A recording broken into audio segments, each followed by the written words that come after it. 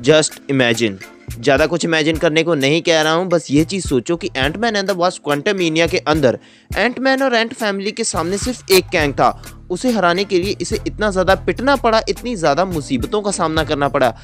और ये चीज़ सोचो कि जब कैंग डायनेस्टी होगी तब एक एक एवेंजर के सामने ना जाने कितने कैंग आने वाले हैं। एवेंजर्स के सामने हजारों के नंबर में कैंग आने वाले हैं और हर एक कैंग एक दूसरे का बाप है, कतई हरामी आदमी। तो क्या होगा उस टाइम पे, कितना ज़्यादा ब्रूटल और वो सीन कितना ज़्यादा एपिक होगा, मैं इमेजिन नहीं कर पा रहा हूँ।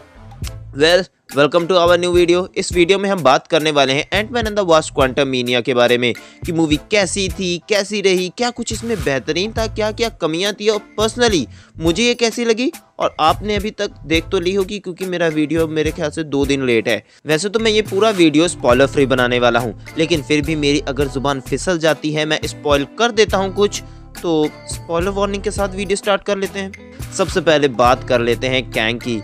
यूं ही नहीं, कैंग को बिग डैडी कैंग कहा जाता है। हर टाइम ये जब भी स्क्रीन पे आया हमें फील होता है कि ये एक इंसान आया है। और सबसे बड़ी बात जानते हो क्या है? सबसे बड़ी बात है जोनाथन मेजर्स का इस कैरेक्टर को प्ले करना। हमें अब तक इन्होंने ही हू रिमेन्स को प्ले करते हुए देखा, अब Ant Man and the Wasp Quantumania में कैंग द कॉन्करर को प्ले करते देखा। लोकी के सेकंड सीजन में हमें मल्टीपल कैंग देखने को मिलने वाले हैं और यहाँ तक कि कैंग डायनेस्टी में तो हमें हजारों में कैंग देखने को मिलने वाले हैं। लेकिन हर बार उस एक कैरेक्टर को एक ने डिफरेंट तरीकों से प्ले करना, और वो भी एक एक्टर के जरिए, काफ़ी मेहनत और अनइमेजिनेबल काम है। मैंने जैसा अभी कहा कि जितनी टाइम पे भी कैंग स्क्रीन के ऊपर आता है हमें ये फील होता है कि कोई आदमी आया है जो सच में कॉन्कर कर चुका है, जो वर्ल्ड को कॉन्कर कर सकता है, वर्ल्ड को डिस्ट्रॉय कर सकता है, और उसके पास इतना पोटेंशियल है कि वो टाइम कुछ भी कर सकता है। और सबसे इंटरेस्टिंग चीज़ इस कैंग के लिए क्या जानती थे? उसके मोटिव, उसका एक्शन, उसके एक्ट और उसके डिसीजन। वो हमेशा अपने आप को एक सही मानता था। उसके किसी भी डिसीजन के ऊपर वो अपने आप के ऊपर डाउट नहीं करता था, जिस वजह से ये अपने आप को और ज़्यादा ब्रूटल बना लेता है। अब दूसरे कैरेक्टर के ऊपर आए तो वो है एंटमैन। भूलिए मत कि ये एक एंटमैन की मूवी है, तो मूवी एंटमैन के ऊपर तो फोकस होने वाली है। लेकिन एक चीज़ आपको ज़रूर नोटिस होती है कि अगर एंटमैन की आप पिछली 2 मूवीज़ देखें तो उसने इतने बड़े थ्रेट का कभी सामना नहीं किया था जितने बड़े थ्रेट का उसने इस बार अकेले सामना किया है।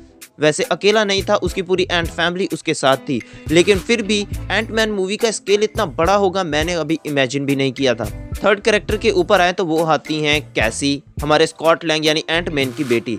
हमें इसके बारे में ज़्यादा कुछ नहीं देखने को मिला, बस यही कि इसको इंट्रोड्यूस किया गया। दूसरा एक बाप बेटी का रिलेशन, अपने बाप का यानी एंटमैन के लिए ये मोटिवेशन का कभी काम कर जाती हैं। और अब एक नया सुपर हीरो भी इंट्रोड्यूस हो चुका है, यही इनकी एक वास्प इंट्रोड्यूस हो चुकी है जो आगे जाकर सीधा यंग एवेंजर्स में भी ये पार्ट बनने वाली हैं।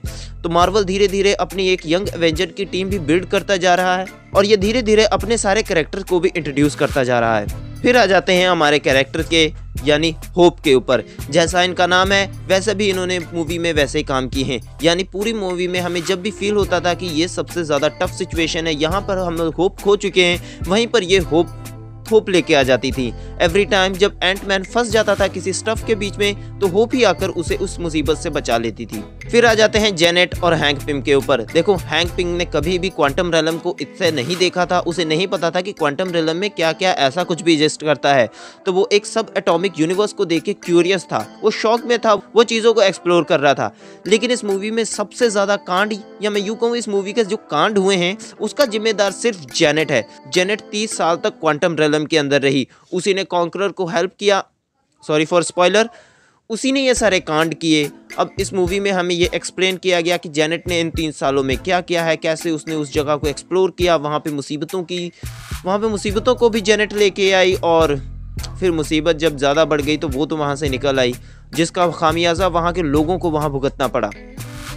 और हाँ, हमें इस मूवी में कैंग और जेनेट का रिलेशन भी दिखाया गया, इनके बीच का एक बॉन्ड भी दिखाया गया कि इन दोनों को कैसे ये एक दूसरे को जानते हैं। अब सबसे बड़े क्वेश्चन पे आ जाते हैं कि ये मूवी कैसी रही। तो मार्वल की ये मूवी बहुत ज़्यादा बेस्ट रही। फेज 5 की शुरुआत एक अच्छी मूवी से हुई है, ये मैं तो मान सकता हूँ।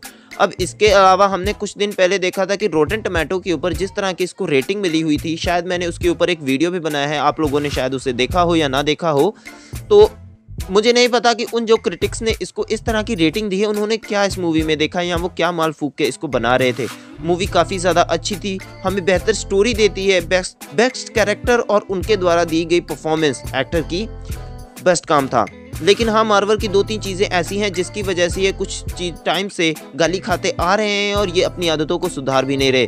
पहली बात तो ये अपनी हर एक मूवी में, या मैं यूँ कह सकता हूँ कि अपनी हर एक फ्रेंचाइज में किसी ऐसे करेक्टर को ये लोग बर्बाद कर देते हैं जो काफ़ी ज़्यादा पोटेंशियल रखता है और उसका काफ़ी ज़्यादा इंपॉर्टेंस होता है, जैसे कि मर्डॉक। इसके ऊपर मैं एक डेडिकेटेड वीडियो लेके आऊँगा कि कैसे मार्वल ने इसको इस मूवी के अंदर बर्बाद किया।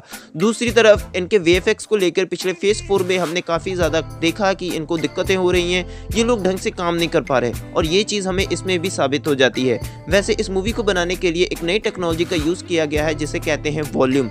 ये सेम टेक्नोलॉजी से मैंडलोरियन की सीरीज़ भी बनाई गई थी, लेकिन वो देखने में काफ़ी ज़्यादा ही कूल लगती है, लेकिन इसमें कहीं कहीं आपको फील हो जाता है। लेकिन ओवरऑल ये मूवी के विजुअल्स बहुत ज़्यादा खूबसूरत हैं। ये अपने रियल वर्ल्ड में नहीं, क्वांटम रेलम के अंदर पूरी मूवी सेट है, तो इसका मतलब कि पूरी मूवी ही VFX के तौर पर बनाई गई है। तो अभी तो हमारा ये स्पॉइलर फ्री रिव्यू है, आने वाले टाइम में मैं आपको पूरी डिटेल के साथ भी एक वीडियो दूंगा हर एक कैरेक्टर का, या स्पेशली कैंग और मॉर्डॉक के ऊपर मैं एक डेडिकेटेड वीडियो बनाना चाहता हूं, क्योंकि इन दोनों का इस मूवी के अंदर बहुत ही ज़्यादा इंपॉर्टेंस रहा है और इसके पोस्ट क्रेडिट और मिड क्रेडिट सीन इस पूरी मूवी से ज़्यादा बवाल था। उसको लेकर भी मेरा 3-4 दिन में एक और वीडियो आने वाला है, तो चैनल को सब्सक्राइब कर लीजिए, देखते रहिए नो वरीज।